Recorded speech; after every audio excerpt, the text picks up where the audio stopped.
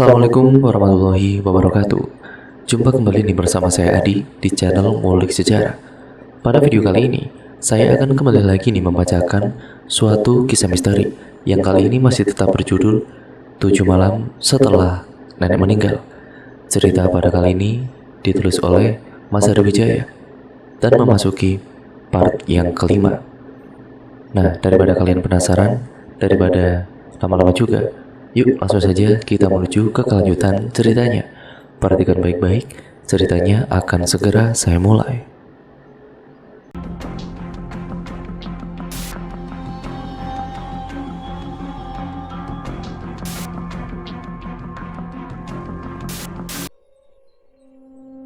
Hari itu beberapa tetangga datang ke rumah ayah mereka bersama-sama bekerja di dapur. Kompor-kompor semua menyala, bahkan sampai ada satu kompor tambahan. Wajan sedang sampai kuali besar pun mereka gunakan saat itu. Hampir semua yang datang merupakan sekelompok ibu-ibu. Mereka memasak demi menyambut malam ketiga kepergian nenek. Sudah jadi kebiasaan di kampung ini, jika masuk malam ketiga pihak keluarga akan membagikan berkat makanan kepada jamaah yang ikut pengajian. Suara besi tajam beradu dengan kayu terdengar beberapa kali, memotong berbagai bumbu dapur dan sayuran. Aktivitas ini membuat lantai dapur sedikit licin karena berminyak. Walau tampak melelahkan, semua yang datang membantu masak saat itu sangat menikmati pekerjaannya. Semua melakukan demi membantu keluarga ayah. Sementara para ibu-ibu menyerbu dapur, mama justru terbaring lemah di kamar. Masih dengan keadaan yang pucat dan tanpa tenaga. Bahkan diajak mengobrol pun ia enggan. Hanya Rara yang ada di dapur dan membantu tetangga yang datang. Asap mengepul ketika salah satu tetangga membuka panci besar berisi nasi yang sudah matang dimasak. Dengan sigap dari arah belakang, ayah langsung mengangkat dan menurunkan nasi dari atas kompor. Lalu berjalan beberapa meter dan meletakkan panci panas nasi itu di tengah 3 orang ibu rumah tangga yang sudah duduk di posisinya. Tangan mereka dilapisi plastik, kemudian mulai menyusun nasi itu ke dalam kotak makanan. Semoga yang datang ramai ya, soalnya lumayan banyak ini bikinnya, kata salah satu tetangga yang tengah memasukkan lauk pauk ke dalam plastik. Di sampingnya Rara yang melakukan pekerjaan yang sama, menanggapi dengan senyuman. Amin, semoga habis semua ya bu, jawab Rara. Tidak semua juga nggak apa-apa, kalau habis semua nanti kamu makan apa sama adikmu? Sahut tetangga lainnya sambil tertawa kecil. Oh iya ya bu. Rara tertawa kecil sambil mengambil plastik baru. Saat hari perlahan mulai gelap, beberapa tetangga sudah pulang ke rumah masing-masing, menyisakan beberapa tetangga terdekat yang masih sibuk merapikan kotak-kotak makanan ke dalam plastik. Sekitar 2 orang tetangga, Rara dan ayah, mengerjakan sisa pekerjaan itu di dapur, mengejar waktu sebelum azan maghrib berkumandang. Di tengah aktivitas mereka itu, pintu kamar tiba-tiba terbuka. Sontak semua menoleh ke arah kamar. Mama keluar dan berdiri di depan pintu, matanya menatap kosong ke depan wajahnya pucat. Udah enakan bu? Tanya salah satu tetangga. Namun mama tidak menggubrisnya sama sekali. Ia hanya diam dan berdiri di sana tanpa reaksi apapun.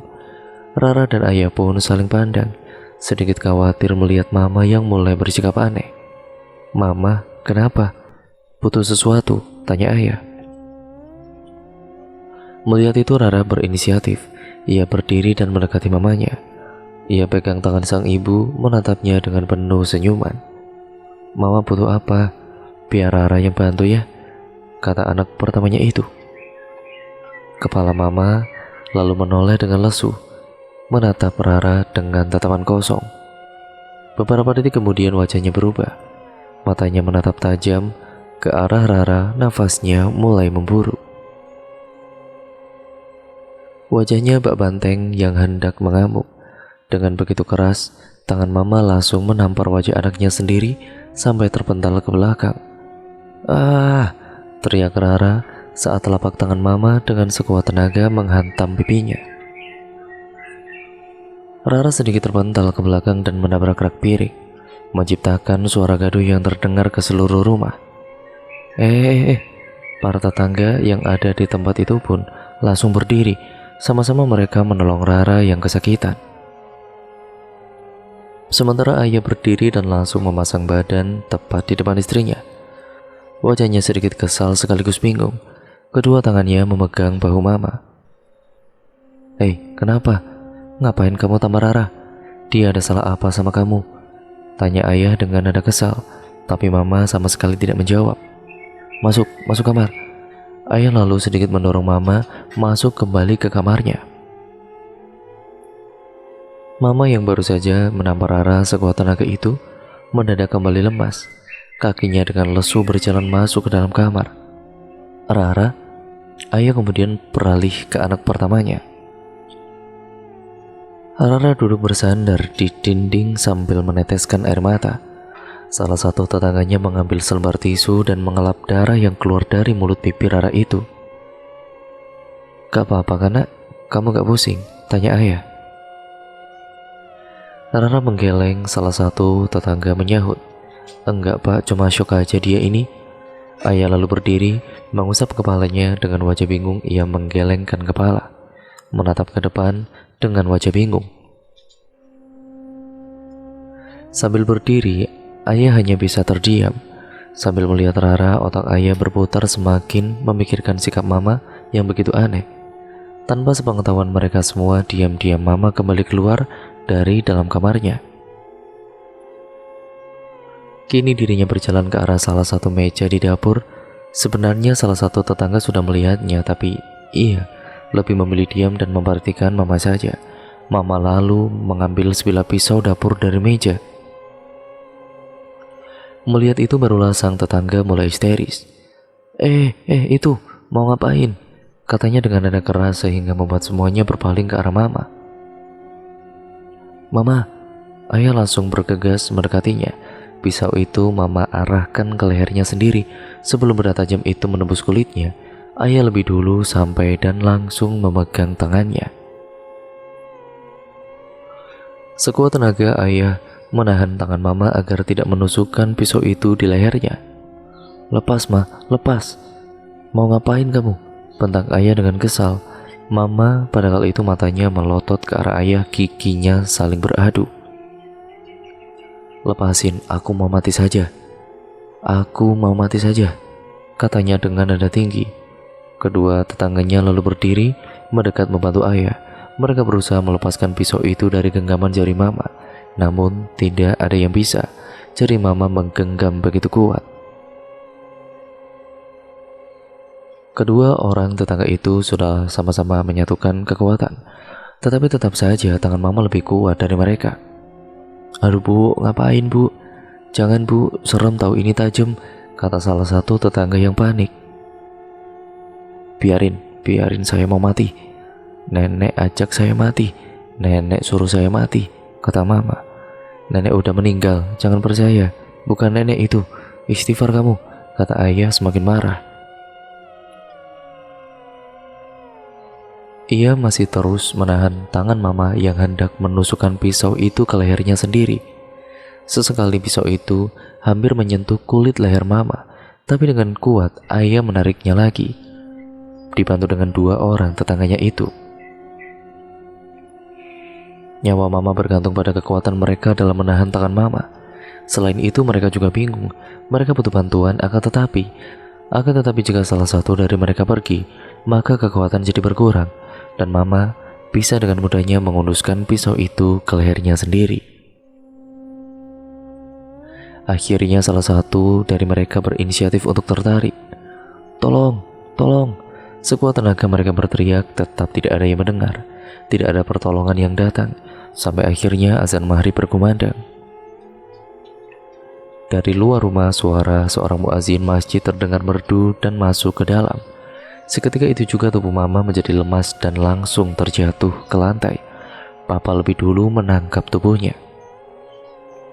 Sedangkan salah satu tetangganya mengamankan pisau tajam itu ke tempatnya. "Bu, tahan kakinya," ucap ayah sambil menahan kepala mama yang tidak sadarkan diri. Tetangganya itu memegangi kaki mama. Kemudian dengan cepat, ayah mengangkat tubuh istrinya itu ke atas lengannya. Lalu kemudian dia menggendongnya ke dalam kamar. Masih syok dengan apa yang baru terjadi, dua ibu rumah tangga yang merupakan tetangga terdekat mereka itu berdiri di dapur. Mereka sama-sama kelelahan. Segala tenaga sudah mereka keluarkan demi menahan tangan mama.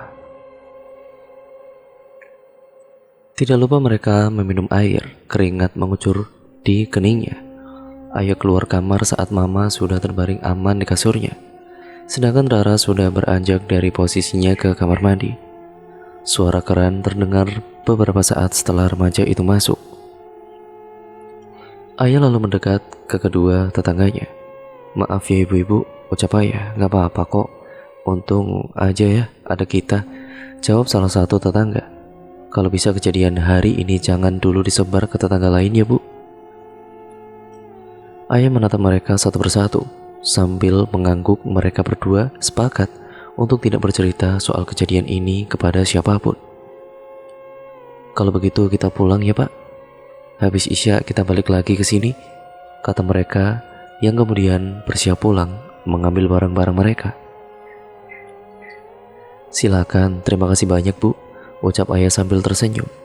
"Awas, jaga Bu Irma ya, jangan sampai kayak tadi malam, serem," pesan kedua tetangga itu sebelum akhirnya berjalan keluar rumah dan meninggalkan kediaman ayah serta keluarga. Setelah para tetangga pergi, ayah berjalan kembali ke dalam kamarnya, menatap sang istri yang terbaring lemas di atas kasur. Wajah mama begitu pucat membuat ayah semakin khawatir dibuatnya. Ada apa sebenarnya? Ayah menghela nafas kemudian kembali berjalan keluar kamar. Azan pun berhenti berkumandang, sementara dari kejauhan masjid-masjid lain masih menyelesaikan azan mereka. Semua lantunan suara indah itu serasa menggema di langit senja itu, menjadi satu memenuhi kubah langit, mengantarkan sang surya terbenam dan menghilang di cakrawala.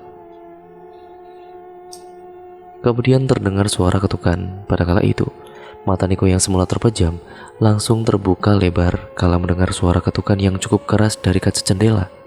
Matanya yang masih mengantuk melirik pelan ke arah jendela kamar yang tertutup gorden. Telinganya ia pasang sebaik mungkin untuk menegaskan suara tersebut. Dan memang ada, suara ketukan itu benar ada di jendelanya. Matanya melihat ke arah kasur adiknya. Poppy masih terlelap dengan nyaman di ranjangnya. Mungkin itu angin, pikir Niko yang berpikir positif. Ia kembali memejamkan matanya, mencoba kembali ke alam mimpi. Kemudian suara itu kembali terdengar, semakin keras dan juga semakin keras. Niko masih bisa menahannya. Badannya memeluk guling berusaha sekeras mungkin untuk tertidur. Tapi mau bagaimanapun ia berusaha, dirinya tetap enggan kembali ke alam tidur. Di tengah kamar yang gelap, matanya kembali terbuka dan Poppy pasti gak tutup jendela nih, gumam Niko sambil melirik ke arah adiknya. Kebiasaan banget nih, saat sedang terdiam, Niko ini teringat perkataan Poppy siang tadi. Ya, Poppy sempat menceritakan kalau nenek suka pulang ke rumah saat malam hari. Mengingat itu, sontak seluruh badan Niko merinding. Wajahnya mulai menunjukkan ekspresi ketakutan. Suara ketukan itu makin jelas di jendelanya. Matanya menatap lurus ke arah gorden. Ia berharap sesuatu tersangkut di luar dan tertiup angin sehingga tidak sengaja mengetuk jendelanya. Kalau benar, Niko akan menyingkirkan sesuatu itu dan lanjut tidur sampai pagi tiba. Dirinya lalu memberanikan diri beranjak dari kasur. Jendela itu berada di tengah-tengah antara kasurnya dengan kasur Robi.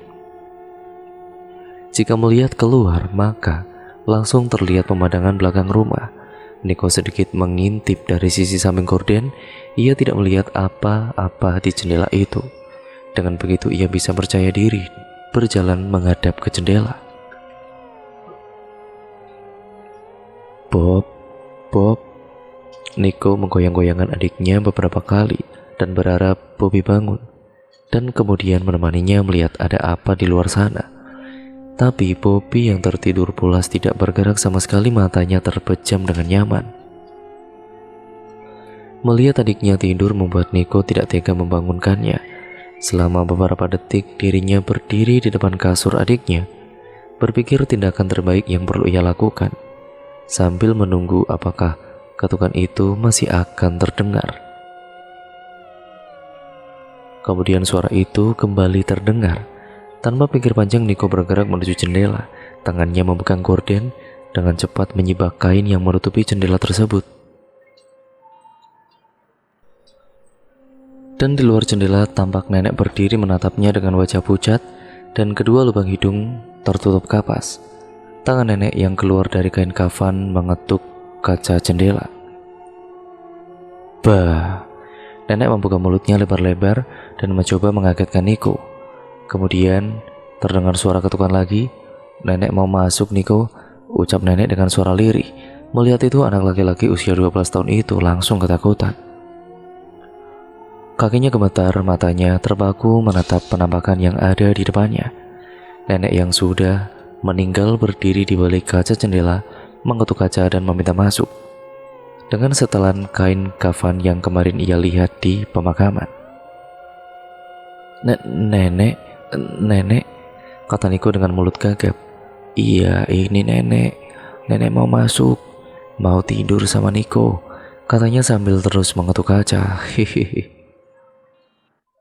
Nenek itu lalu tertawa kecil. Kulit keriputnya mengkerut saat mulutnya melengkung menciptakan senyuman menyeramkan yang tidak ingin dilihat oleh siapapun. Bismillahirrahmanirrahim. Niko memejamkan mata dan mulai membaca doa berharap sosok itu hilang dari pandangannya. Tapi alih-alih menghilang, nenek malah mengikuti setiap ayat dan doa yang dibaca oleh Niko. Salah Niko, bukan begitu cara membacanya, ucap nenek mengoreksi pelafalan ayat Niko yang banyak kesalahan. Sadar usahanya itu sia-sia, Niko kemudian menyibak kembali gorden jendelanya. Kembali membiarkan kain itu menutupi jendelanya, dirinya langsung melompat ke kasur, membuat kasur itu bergoyang beberapa saat. Selimut ia tarik, ia tutupi seluruh tubuhnya. Bulu di sekujur tubuhnya merinding bukan main. Nafasnya terengah-engah dan kemudian suara ketukan itu terdengar lagi. Nenek mau tidur sama Niko. Nenek mau tidur sama Niko. Dan ketukan itu terus berlanjut. Nenek mau tidur sama Niko.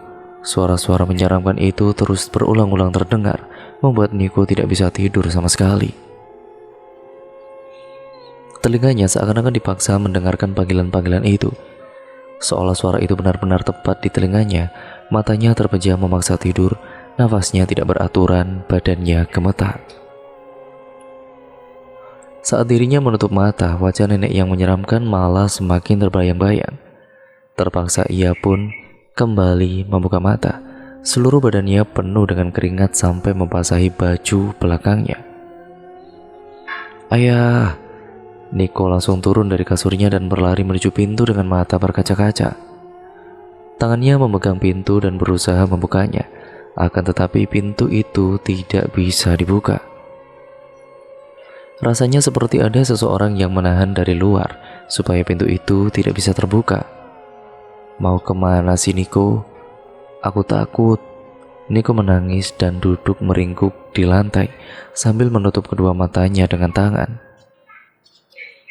Namun sial bagi Niko, selama semalaman itu dirinya harus merasakan teror menyeramkan dari sang nenek yang kentayangan mengganggu seisi rumah, yang kini baru pertama kali menimpa Niko seumur hidupnya. Niko tertidur setelah hampir 1 jam terjaga dan mendengar suara-suara itu. Dirinya terlelap membawa rasa takut itu ke alam mimpi. Dengan harapan hari esok segera datang, matahari pagi pun segera terbit. Pagi harinya Niko terbangun setelah semalaman tidur di atas lantai. Matanya terbuka dan langsung melihat langit-langit kamar. Bobby tampak sudah bangun lebih dulu. Ia merubah posisi tidurnya menjadi miring, menghadap ke kasur Bobby, tapi matanya justru fokus ke dinding di mana jendela itu terpasang.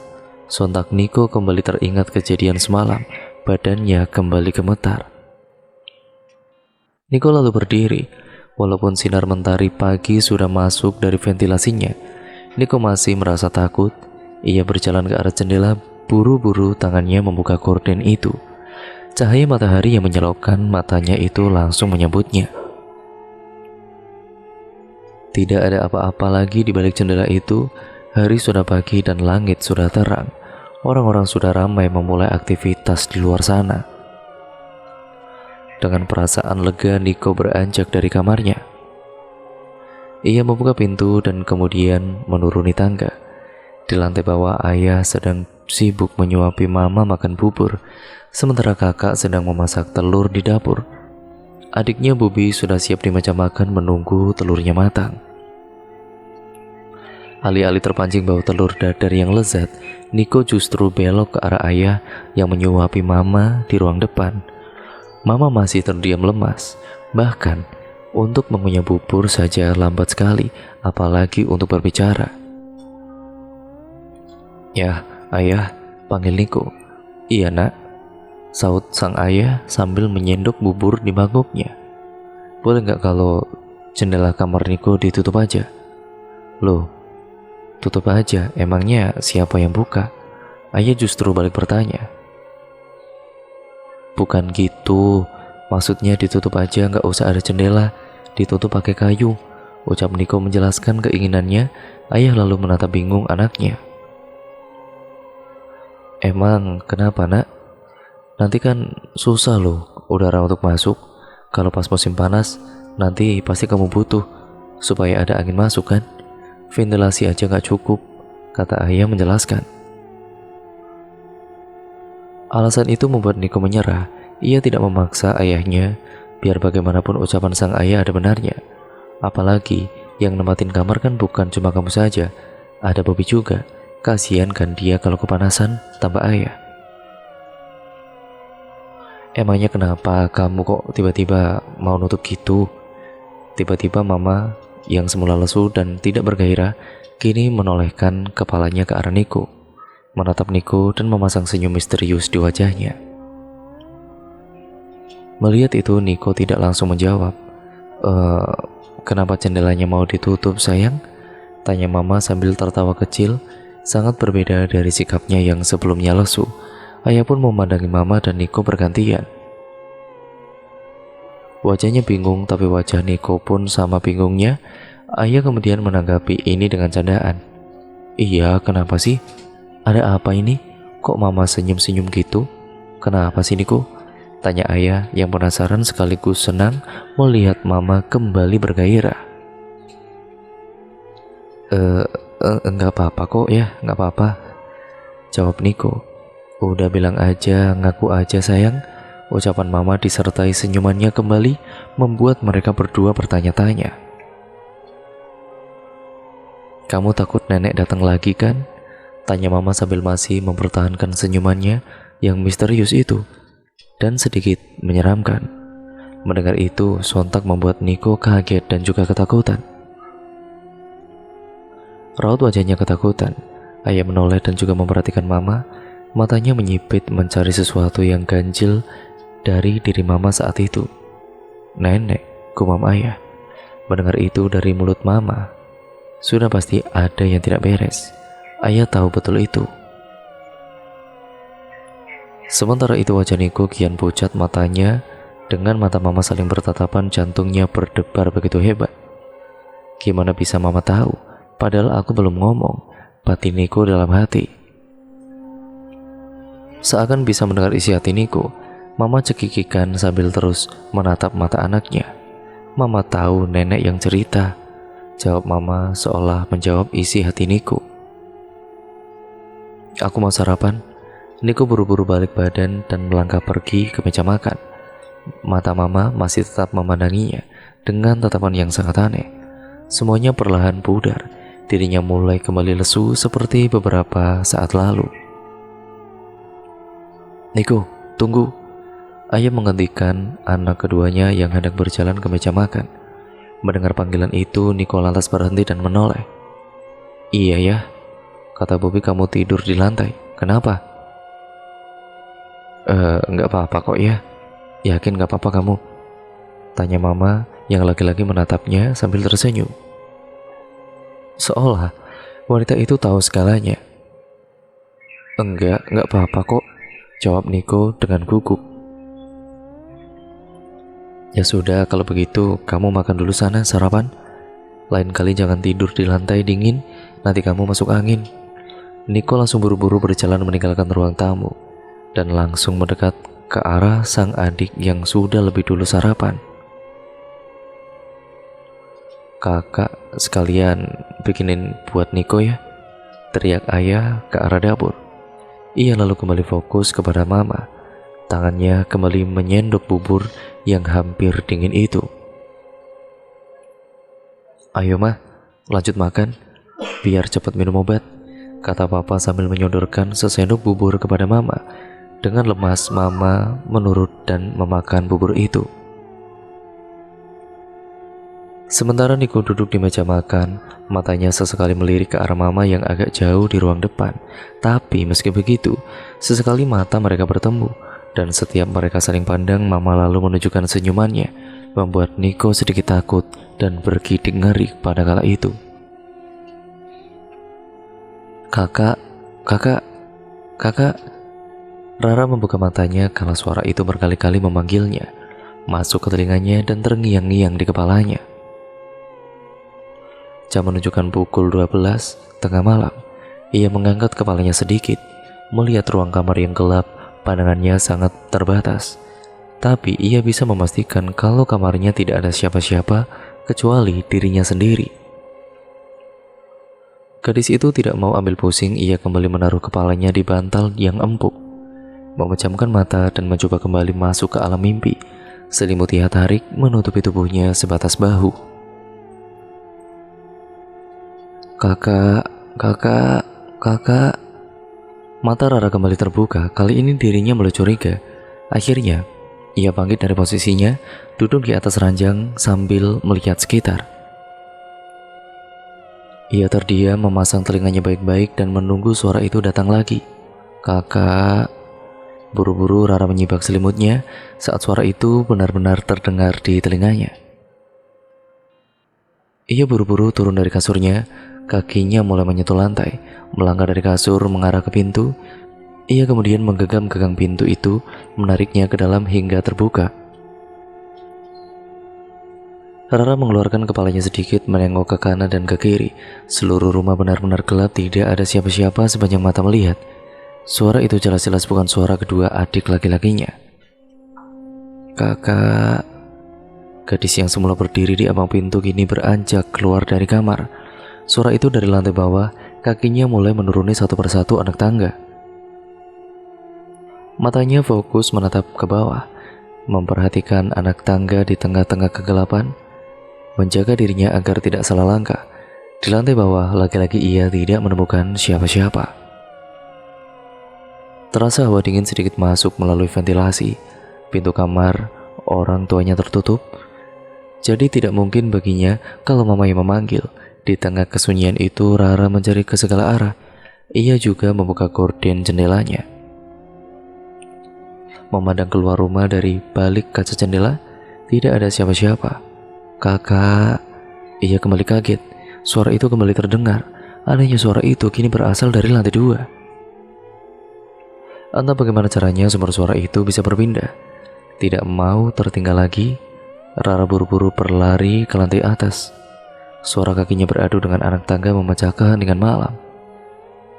Kakak. Telinganya kembali mendengar suara itu. Sumber suara itu berasal dari kamarnya sendiri. Langkah kakinya semakin cepat. Sesampainya di lantai 2, ia langsung meraih gagang pintu. Pintu itu pun terbuka. Ia melangkah masuk ke dalam. Baru satu langkah ia masuk, kakinya langsung berhenti. Ia berdiri diam di tempat itu, terpaku dan mematung di depan pintu. Matanya terbelalak menatap ke arah kasur Di atas kasurnya nenek berbaring dengan kain kafan yang masih membungkus dirinya. Hidungnya disumbat oleh 2 bola kapas putih. Wajahnya pucat melihat ke arah di mana Rara berdiri. Nenek menyeringai kala sang cucu datang, membuat kerutan wajahnya terlihat, matanya yang cekung ke dalam menatap Rara. "Sini kak, temenin nenek tidur," ucap nenek dengan lirih. Dan akhirnya cerita pun bersambung ke part yang selanjutnya lagi ya teman-teman. Nah bagaimana nih? Ceritanya benar-benar sangat seru kan untuk kalian nantikan kelanjutannya. Makanya tetap stay tune terus di channel Ngulik Sejarah. Dan pada channel ini karena saya akan memberikan cerita horor untuk kalian semuanya. Sehari 3 kali ya teman-teman, perlu kalian ingat. Terima kasih atas perhatian kalian, sampai berjumpa di part selanjutnya dan video terbaru selanjutnya. Jangan lupa pula untuk kalian like, comment, dan share video kali ini. Serta subscribe channel ini untuk kalian yang belum subscribe, serta nyalakan tombol lonceng notifikasinya agar kalian tidak ketinggalan video terbaru selanjutnya dari channel ini. Sekian dan terima kasih, sampai berjumpa di video terbaru selanjutnya. Kurang lebihnya mohon maaf ya teman-teman. Wassalamualaikum warahmatullahi wabarakatuh.